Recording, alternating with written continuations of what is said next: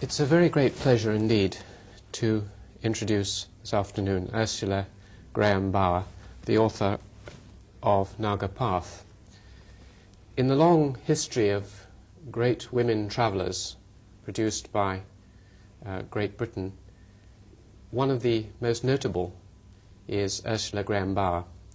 Coming from the upper-class English public school background, she moved out to India, as we'll hear, and proceeded to live for a longer period among a almost naked tribal society than any other explorer or anthropologist has ever done. She proceeded to fight against the Japanese and to record her memoirs in several books and articles which have sold very widely indeed. Her life story is one of the most intriguing and extraordinary of this century, and I would like to introduce Ursula Graham Bowers, whom I will ask her first question, which is, Ursula, you were brought up in England, and where did you go to school? I went to Rodin because I very much wanted to go to university and to read archaeology, which was my original love. But unfortunately, I made the grave mistake of reaching the sixth form in the middle of the major slump. And when it came to the point, there was not enough money to send both my brother and myself to university. So he went. And then how was it that you made the extraordinary jump from presumably or London to Assam and the Naga Hills? Well, it was very largely an accident. I was kicking my heels at home in Kensington, which is not what I might call a terribly exciting area for a young woman of rather adventurous tendencies. And I managed to vary it a little with a little fun in the mountains in Skye, where I did a great deal of walking, and a little archaeology. And then in Skye, again quite by accident, I met a very nice Scottish girl called Alexa MacDonald. And it so happened that she and I went out with the local crofters mackerel fishing very late one night on Loch Torrin, Loch Slappin it was, underneath the Blavan Range. And I shall never forget that night. The water was like black glass, not a breath of wind, huge back mountains towering over us, and an enormous full yellow harvest moon, and half a dozen dinghies out, and we were hauling in mackerel by the bucketful until midnight. Well, the upshot of it was that we became friends. We kept in touch after we both returned to London, where we lived. And then, much to my surprise, that autumn, it was 1937, I got a letter inviting me to go out and stay with her in Manipur State in India, where she was keeping house for her brother, who was president of the Manipur State Durbar. He was in the ICS, and she would like a friend to stay with her for the winter. So, of course, I jumped at this. I may say I thought of India entirely in terms of the Taj Mahal and Delhi.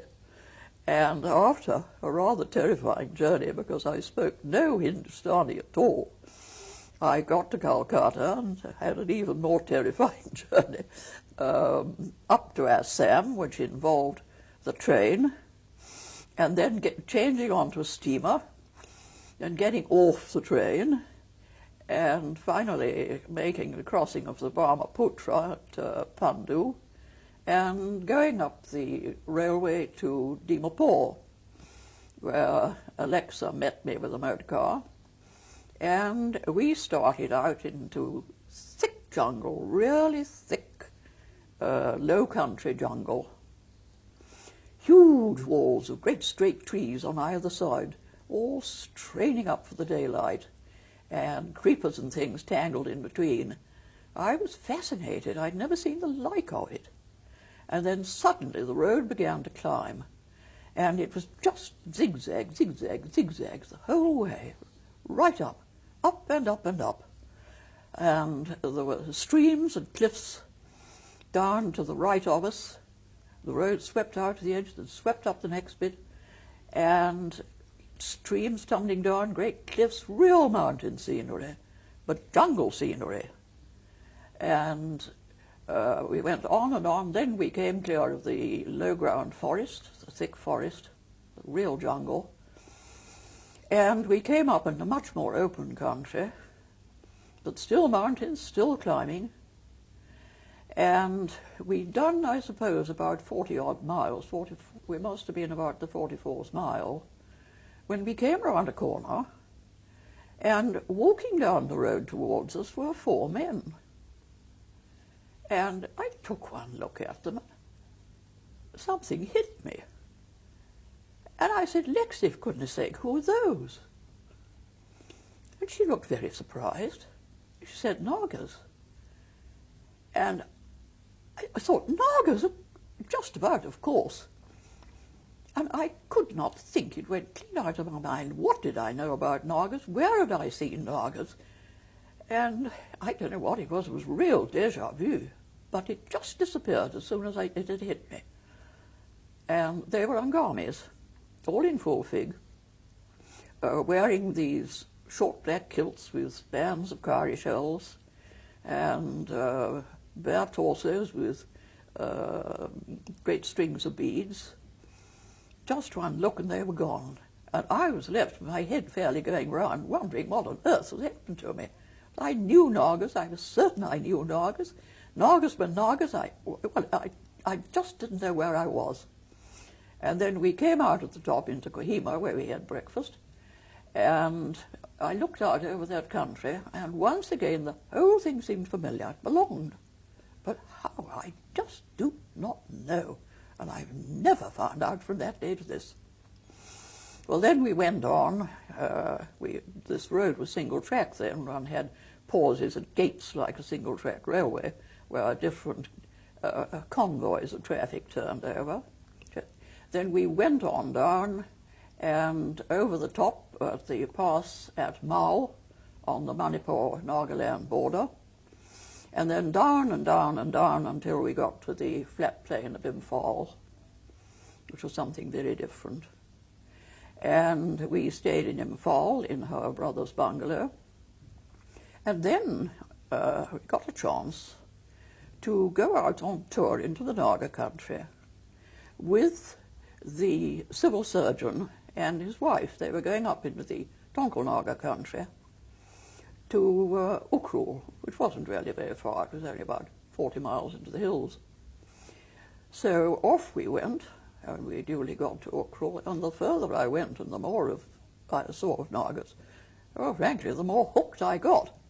This is my place and I belong here. And we spent a few days in Ukrul and then turned around and came back again. But that had really put the match to the train. Well, after a little longer in Imphal, which was a lovely little town, Manipuri town, and a little British station and a small garrison, I think it was about a company of military police, the Assam Rifles, their officers, 2 civil service officers, the political agent and Alexa's brother, Ranald MacDonald, who was the junior, an engineer and a doctor, and that was the community. Well, we got a chance to do an even longer trip the other way, westward, with the civil engineer who was going out to inspect the roads and bridges. And so we set off. This time we were going into different Naga country and much more jungled, less open country. The eastern side towards Burma is considerably more open, and there's quite a lot of pine wood, more grass and more pines. But as you go westward, you get into much more jungled country. And the next lot we came to were the Kabui Nagas. They are, as I know now, one of three closely related tribes, the Kabui, the Nzemi, and the Liengmi. Part of the Zemi and part of the Lieng are up in the borders, or on the borders, of Nagaland and North Manipur, and the Zemi are in the adjoining district of North Kachar, and the Kabui were in Manipur south of that. So we went across the Kabui country, and little did I know when we went across there that I was to know those people again in very different circumstances during the war. That's another story. We went across this country, and I should explain that all that country, as anybody who was there in the war can tell you, is like walking across a piece of accordion pleating, with most of the accordion pleating anywhere from 3,000 to 4,000 feet high, and the valleys go down to about 800. You take an awful lot of exercise. And we travelled on foot, of course, with porters carrying the baggage. Carrying that stick, actually. Yes, and here it is. This, my faithful walking stick. How many miles is that? We reckon about 30,000, at least. It came from Skye on my adventures there. Started on the Skye Mountains, came from Conister in North Skye, and cost me 7 and 6pence. And, of course, you can't walk in that country without a stick. And we went clean across, and we came to the Barak River, which is the main river of those parts. Again, we went through somewhere I was to see again. A place called Tanning Long, where there was an Assam Rifles post, a stone fort, which was intended for defense against tribal attack. It had a steep bank outside, which was studded with sharp bamboo spikes, which incidentally will go through an army boot if you step on it, to keep off a rush by hostile natives. And I did not realize at the time that in May 1944, I and my coadjutor or co-criminal, a subaltern called Bill Tibbets, were going to command that place. Oh, we went on down to the Barak River, which was a big, smooth river, then at low level. Lovely green water, thick jungle, arches of bamboo of every possible colour. I've never seen so many greens. Grey rocks and bits of rapid and huge pools. Well, of course, the whole point why any officer went to the Barak River was to fish. It was most magnificent fishing. So we fished our way downstream for a week. Alexa and I, seated in a ladylike manner on bamboo rafts, on little cane stools, and from time to time, if we happened to get into difficulties in a rapid, the raft disappeared under water, and we were left sitting on our cane stools just above it, looking like all that was left of Noah's Ark. And as it was rather boring floating at slow speed, we each had our netting. Several times the netting had to be retrieved with the end of a pole, which got washed overboard in the rapids. And we camped on the banks at night. It was full of game. We got off on an island once just to have a walk. And our escort, the engineer, who was a little further down on his raft doing a few casts, called out to us and said, "I suppose you know there are tiger prints just in front of you going into the grass." 2 ladies evacuated that island at very high speed. And we eventually came ashore, a long way lower down, got out on the bank, rejoined what was later known as the Nungbar Track, where there was a great deal of fighting in 1944. and walked out into Silchar, came back by the very picturesque hill section railway, which later on again I was to know very well indeed, and so back by rail and up this mountain road by lorry and back to Imphal. In Imphal, did you, there was some dancing or celebrations going on in Imphal with Manipuri dancing and so on? Oh, it was that year that Sir Robert Reid, who was the governor of Assam, paid a state visit, Manipur being a native state, and there were celebrations in his honour. And there was Manipuri wrestling, Manipuri polo, which is quite remarkable. There are no rules whatsoever, and if you can't hit the ball, you hit everything else, including the opposing rider. And there was, well, one moment when the ball shot up the pavilion steps, and clean between His Highness the Maharaja and His Excellency the Governor, hotly pursued by two players up the steps on their ponies, which was a thing I have never seen at Hurlingham. And they were very fine Naga dancers, Mao dancers, whom I'm afraid I photographed till they must have thought I was mad. They were so picturesque, magnificent dance dress. And eventually I managed to buy one of the costumes. I went up to a young man with the aid of an interpreter and said that was a beautiful costume, and I would so much like to take it back to Bilati in England and display what beautiful things his people wore. And with the greatest good humour, he accepted 20 rupees for it, and it is now in the Horniman Museum. It's the only costume of its kind, I believe, as far as I know, in Britain. that is over here. Yes.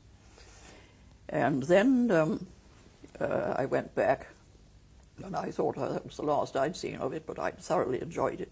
You went back to England? I went back to England. And the next year, Alexa wrote again, asked me to go a second time.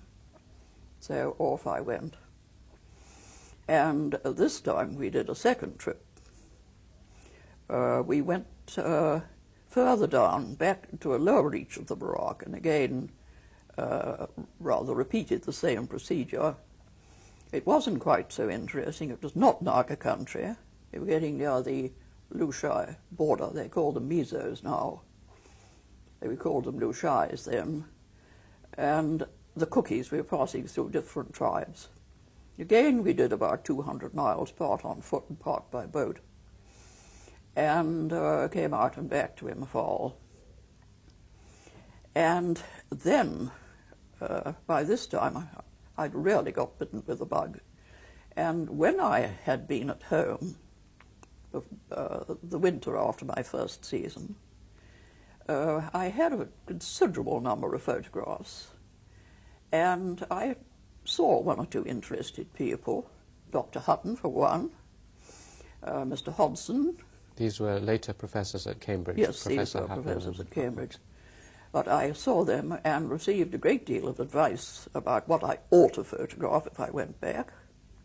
My photographs appeared to be good. There was an exhibition at the Royal Geographical Society.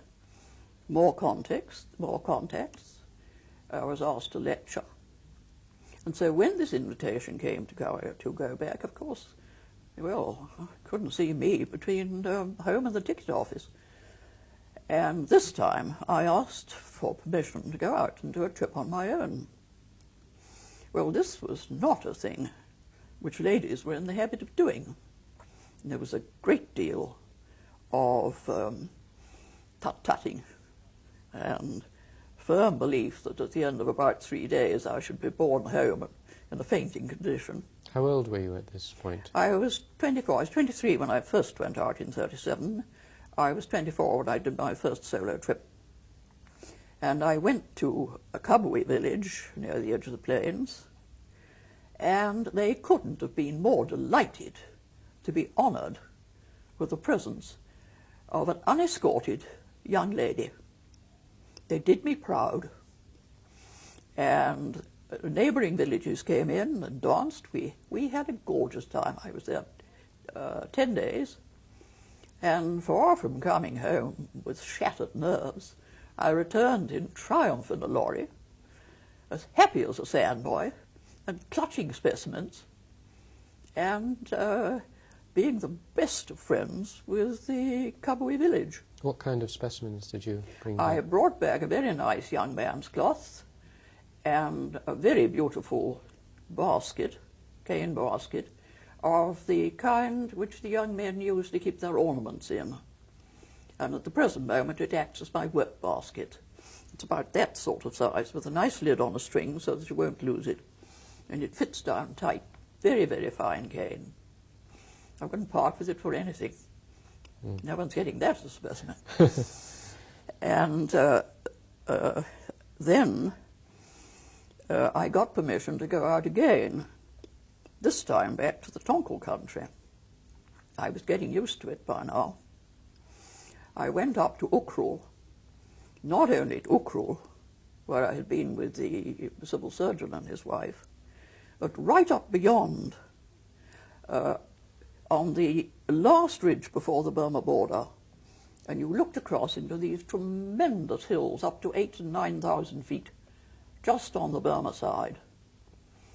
And I went right up towards the top of Manipur, and then I turned back. I was on my way home when I decided that I really hadn't finished yet, and pausing only to restock with a few things I needed, I set off again, and this time got right up to a place called Karasom and another called Jessamy, which were at the extreme northeast corner of Manipur, on the border with Nagaland. And there we were on the edge of the wild territory, the unadministered territory, and the Somra tract in Burma, where the Tonkel Nagas were about as wild as anything one could get. In fact, while I was in one of the villages there, word came in that Somra village itself had just taken the heads of 3 Manipuri traders who had rather rashly ventured into there. These were headhunting peoples, were Oh, they? very much so. Unadministered and still well at it. Why did they headhunt? It's always been puzzling. Well, it's always been a custom, as Dr. Hutton has pointed out. If you come home with a head, you know the rest of the gentleman is not looking for you.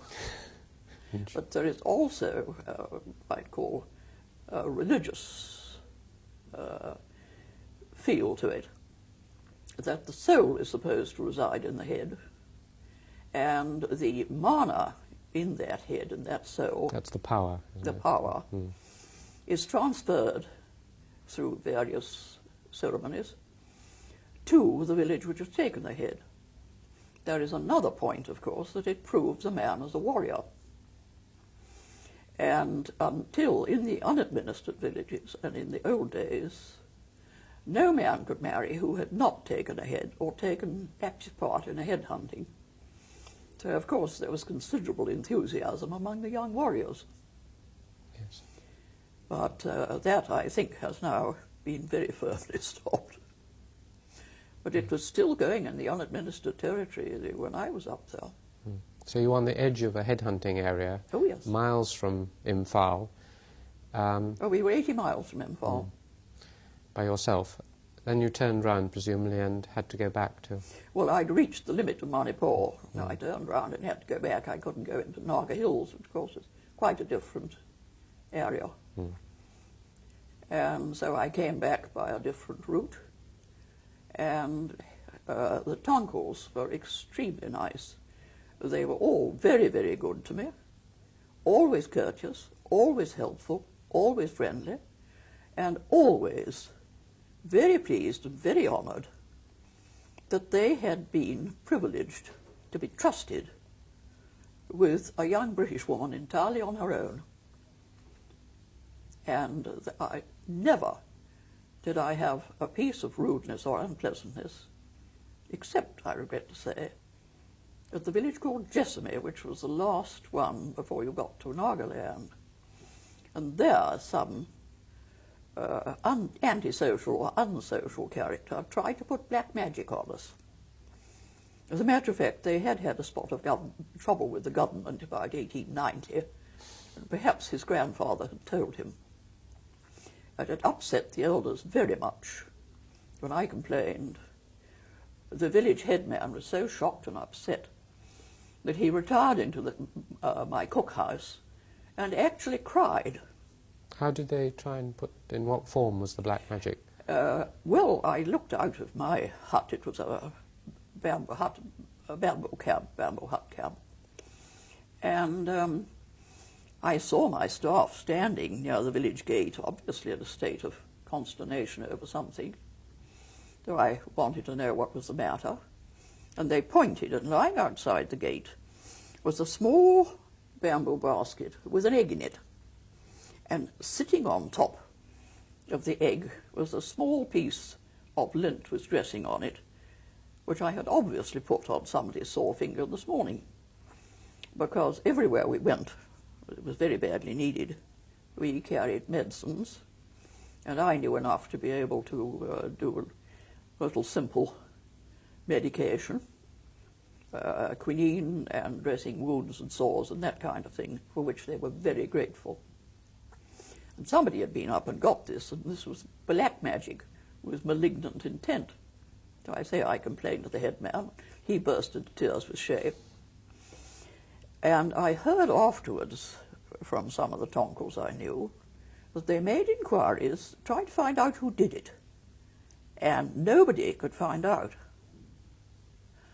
And they resorted to a very old Naga custom to deal with this sort of situation. They got hold of a banana stem, put that in the ground in the middle of the village.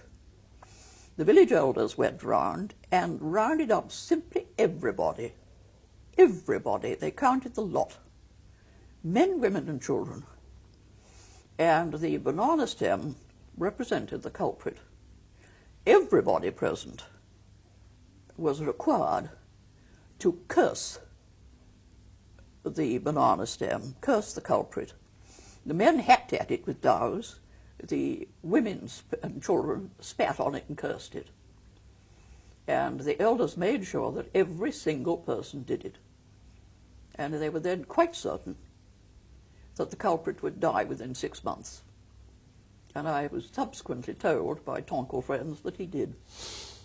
The culprit, the man they suspected, died. Which was interesting. Mm. So Jessamine was the one uncourteous village. Well, only one person. All the others were all the other villagers seemed perfectly friendly. Mm. How did you manage with the language? Because I had an interpreter. Who spoke English? Well, I had part of the time a medical assistant from the hospital, but he had to return to fetch further supplies. And meantime, I got along in rather kitchen Hindustani with one of my servants, a Kabui cook, and we managed that way. But later on, when you were there for a longer period, you learnt the native tribal that was language. after I moved. I moved from Manipur round into North Kachar. I went to see Mr. Mills. Perhaps we better take you back again. You went back to Imphal, Went back to Imphal. and then went home. to England. Yes. This was in 1930? 1939, April 1939, I went home. And so you were in England when the war broke out. Yes. And you presumably thought you would never get out to the... Well, I was in the London ambulance anyway, so I reported at 4 in the morning to my station.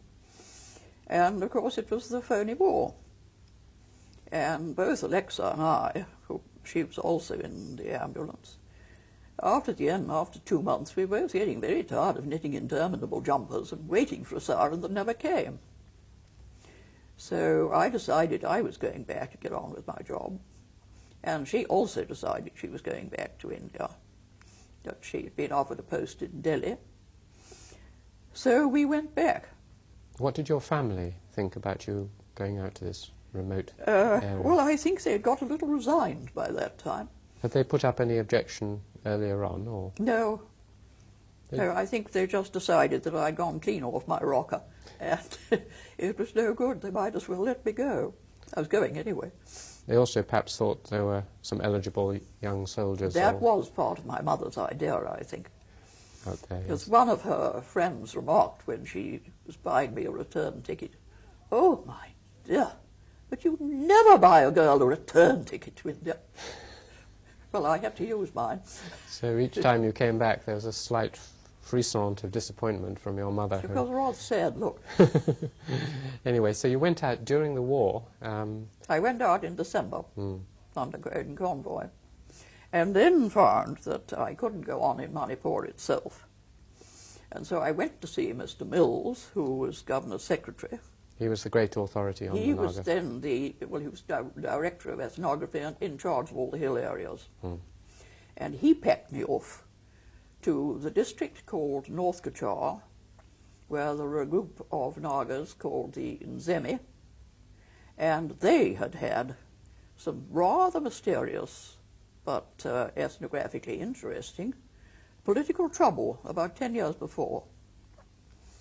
And he wanted to know just why this had happened, because well-administered Nagas don't do that sort of thing.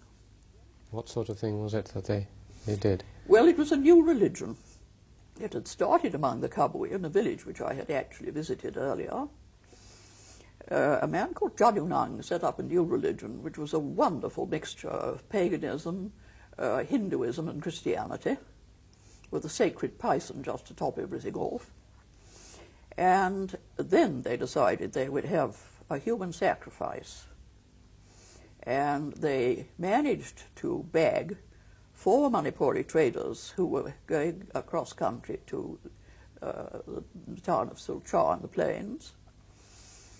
And relatives inquired after them. No one could find any sign of these unfortunate 4 men, until a Kabui buck went to a party at a neighbouring Kabui village, got rather tight, had a quarrel with another young man, and shook his cloth at him, his gala cloth, and said, "If you don't shut up, I'll do to you what I did to the Manipuris."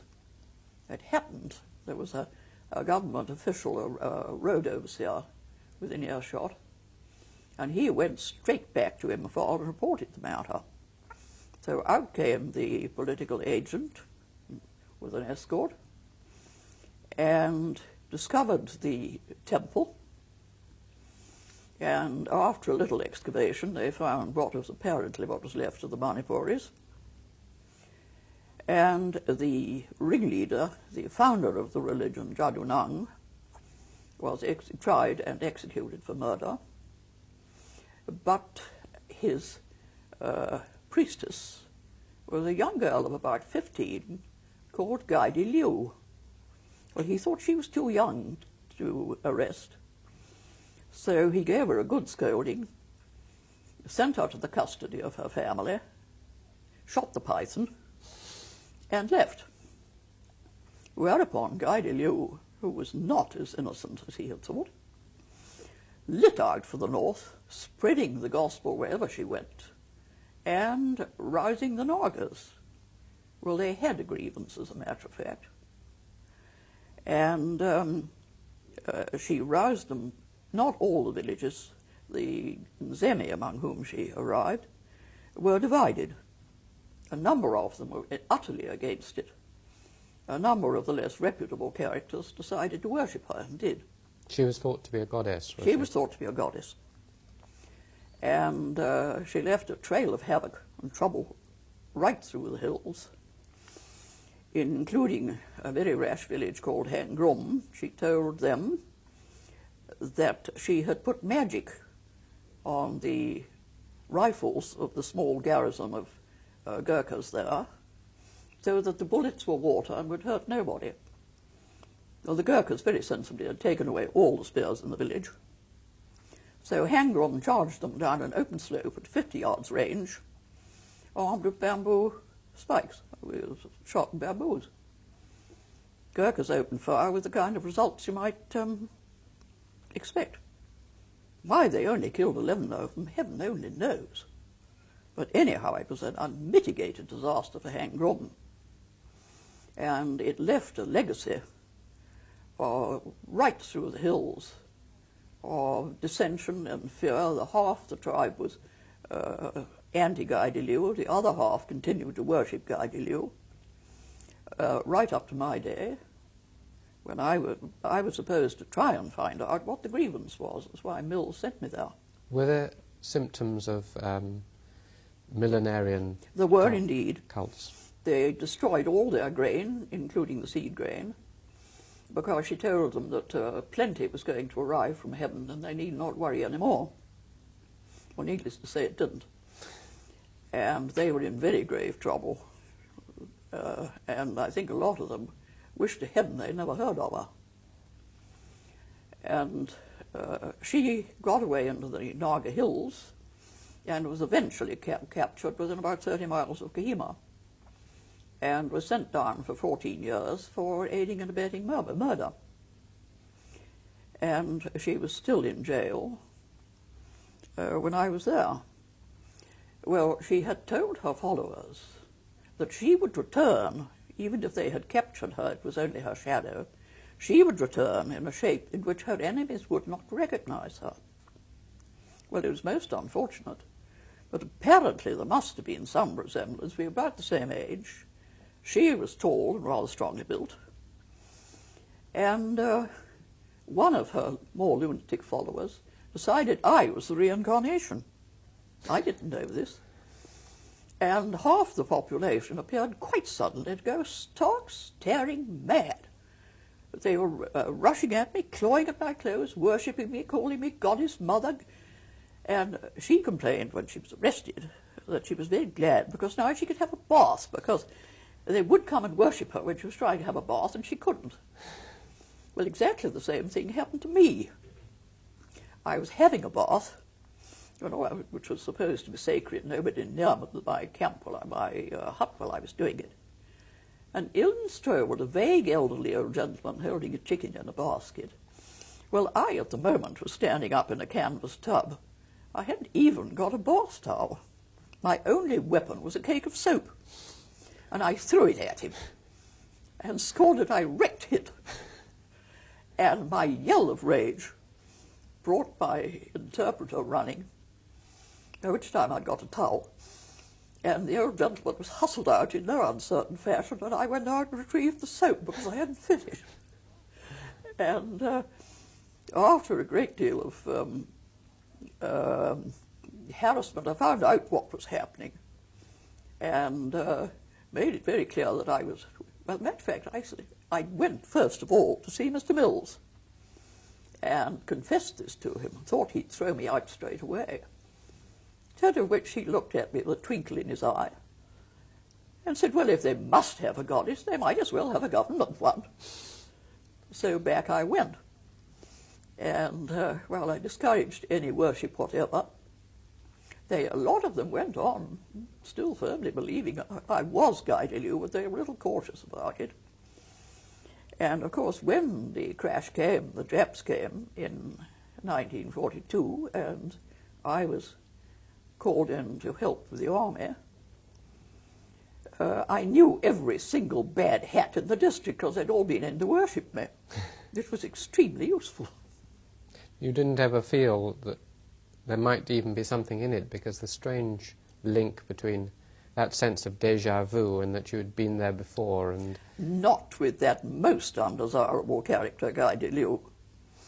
In fact, I strongly objected by the British community being nicknamed the Naga Rani, because that was what they called Guy de Lieu. The Naga Queen, yes. Well, Rani was the Hindustani term, but the Naga Queen. Rani specifically applied to Guy de Lieu. And I took the greatest exception to that and still do. She's not a lady I should care to be identified with. So you went back, and on Mills's advice, you went up to live among the Zemi.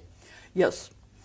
I went up, I had a reconnaissance, and decided that the best centre to settle in was a village called Lai Song, which was at the centre of communications. It was 30 miles from the nearest township, which was half long, and built a camp there and settled down.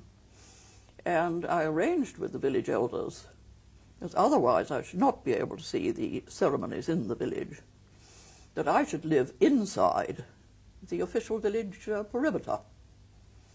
How big a village was it? 40 houses, about, I was reckoning 5 inhabitants to a house, roughly speaking. What were the houses like? It was just a village street, was it, with... A long village street with one side branch. It was down, like all of them, it was down the ridge of a spur. And there were 2 big, what they call dekachungs. They used to be the village guard houses. There are men's clubs. The young men sleep there to form a permanent guard in case of attack. They're excused, most field labour, so that they will be permanently ready for military duty. And the older men, after they marry, use it as a clubhouse. The young men sleep there at night until they marry. And generally speaking, it's taboo for women. But they were very nice. They used to let me in. They counted me in rather, I think, on the Joan of Arc principle, that I wasn't quite entirely a lady, in both senses, and I was allowed in, and again treated with the utmost courtesy. The dekachungs, well, the Zemi name is Hung So Ki, the house of the young men, but in the local lingua franca they're called dekachungs, young men's houses. Again, the elders sit round benches around a big square fire, which is sacred fire and is never used for cooking. At the back part of this great hall, cut off by a partition, is what you might call the headmaster's house. He runs it. It's really very like a English public school in some ways. In some ways. And the boys go there when they're 8. The headmaster's wife is allowed in. She looks after the boys and the children and keeps an eye on everything. And the headmaster is the headmaster and the owner of the house. It's a great honour to be the head of a young man's house.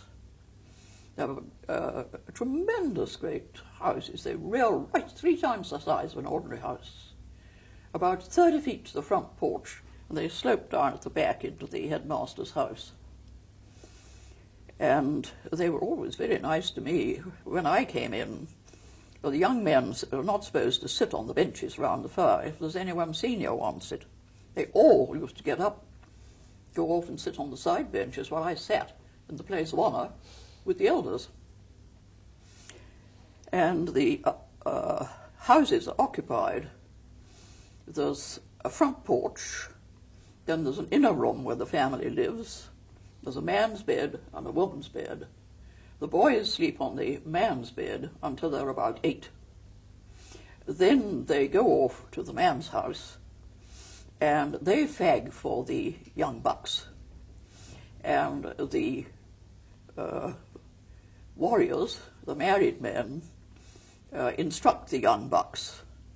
And the warrior class, the senior warriors, are themselves instructed in custom, law, and religious ceremonies by the old men who form the village elders and council and conduct the courts and generals you see to the running of the village.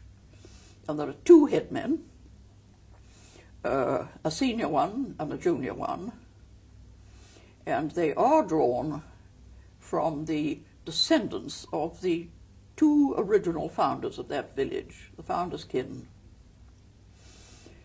The senior one is nearly always of what they call the Nriame group, and the other one of the rather smaller group, the Naomi. And unless they had those 2 groups, they could not intermarry, because the 2 are not supposed to intermarry at all. At least, of course, they do. But a Nriame man must marry a Naomi wife, although her mother will have been of the other, the Nriame. Because descent is through the male. Descent is entirely through the male. Yes. So you decided to try and actually be part of the community and live I with had to be if I was going to see everything that was going on. But they said that if I did, then I must conform to village law and custom and not exercise, well, not too much, my privileges as being British. Actually, they were extremely reasonable about it, and their laws were very just and no trouble to live by. What things weren't you allowed to do that you would have done if you'd not been in? Nothing. They made a great many concessions for me. The only time we came up against it was when one of my dogs killed somebody's duck. And ducks were not very easy to come by, and he was rather upset. So I offered compensation. But this was firmly refused because it is entirely against village custom to have any sort of suit or compensation against somebody else in the village. It's against the rules, and so I couldn't repay him for a dead duck.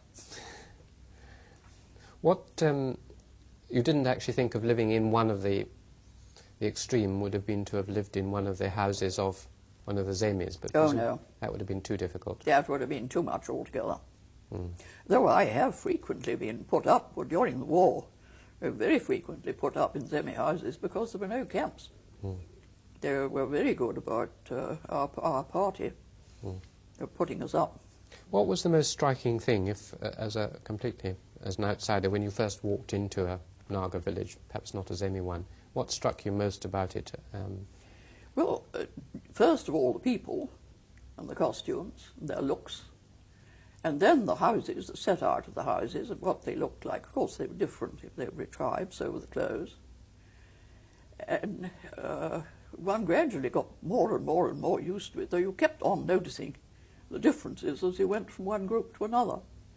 But after a while, of course, one got to look out for them and notice them.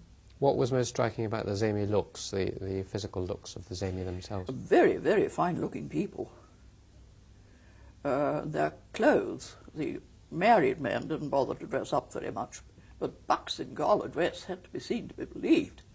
What was it like? Well, short black kilt wrapped round the hips, usually tied with a white belt which hung down in front, white cotton belt.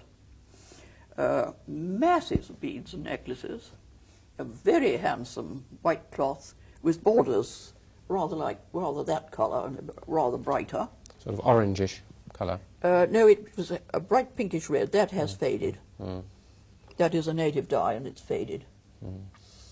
And it had this pattern on it, which is flying swifts. Flying swifts, yes. They regard swifts as lucky, and they build little fans underneath the porches of the Decachungs for the swifts to nest on. Because they say they are lucky, and the sound of their twittering on their nests is pleasant to hear. And one of the sights in the evening were the clouds and clouds of swifts flying over just before going to nest at sundown. That is a woman's skirt. That was mine. I wore it. Have worn it before now. I haven't got an example of a young man's gala cloth, but it's not unlike that, except that it has these borders and a much plainer white central strip, and it's worn in full dress. If they're not dancing, it's thrown over the shoulder, carried like a Highlander's plaid over the shoulder. And it's most impolite to appear before a superior, unless you're dancing or working, without a cloth on.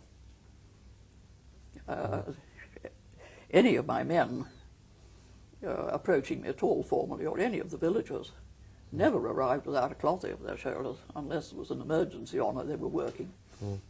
What other, do they wear decorations?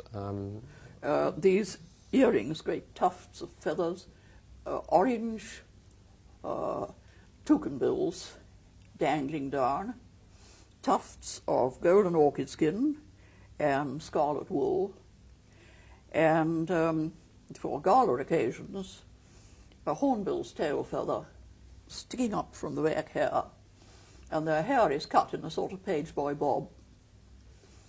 They really are most colourful. And very, I mean, physically very good looking as well. Physically very good looking, very well built, muscular.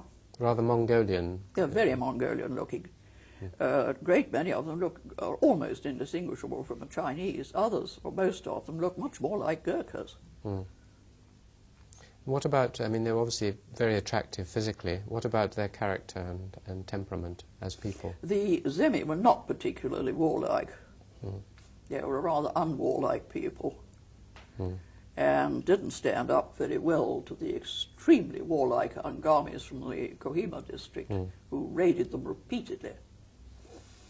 But they were a charming people, quick-tempered. They would flare up. It was all over by next morning. A man you thought would never speak to you again was on the doorstep, panting for reconciliation. They were delightful people. I was enormously fond of them and came to know them very, very, very well, having lived in that village as I did for 7 years. They were very loyal and very loyal. Later on, for example, when you were involved with preparing for the Japanese war, presumably that might have strained all the old loyalties, the threat of the Japanese invasion. Did they remain loyal? They did. It was in March 44 the Japs came in. By April, we had the front line, instead of 150 miles in front of us on the Burma border. I woke up one morning to be informed we were now 20 miles in front of it, sharing a large tract of country with Japanese who were advancing towards us. We hadn't the foggiest idea where they were. And we had no troops at that moment. It was only myself and 150 Nagas armed with muzzle loaders who were supposed to be watching the tracks for agents filtering through. They were not meant to fight at all. Did they turn tail? Stuck it. They didn't turn tail and disappear, or? Far from it. When things were really at their worst, and at any moment I thought the Japs were going to be honest, we should have to get out. My immediate entourage, my bodyguard, asked for 24 hours leave to go back to their villages. And I thought, oh, well, this is it. Here they go, and I can't blame them. They were never recruited for this. And they went off. 24 hours later, they were all back again. And after that, for about 10 days, we were having a most hectic time. Troops coming up, patrolling going on. We were hunting for those 50 Japs. We were guiding patrols, myself included, through the paths, searching for these 50 Japs who actually had gone another way, and murdered a friend of mine who happened to bump into them, an officer coming out to join me. And at the end of the 10 days, when things had rather eased off, and we had a company of supporting troops camped down the bottom of the hill below my camp, I noticed my head interpreter was a magnificent man, Namka Boying of Impoy. Tremendous character, very fine man. Wasn't wearing his usual extremely beautiful and very valuable necklaces.